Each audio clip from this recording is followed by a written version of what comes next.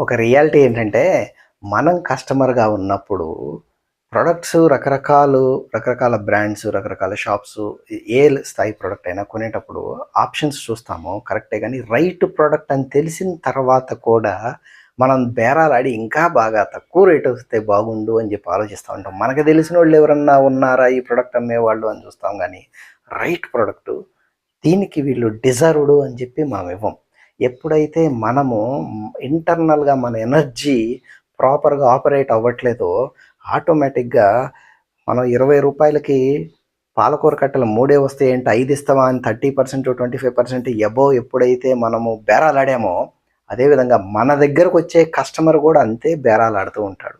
మన ఎనర్జీని చేంజ్ చేసి చూస్తే, మన చుట్టుపక్కల వాళ్ళ ఎనర్జీ కూడా ఆటోమేటిక్‌గా చేంజ్ అయ్యే ఛాన్స్ పెరుగుద్ది.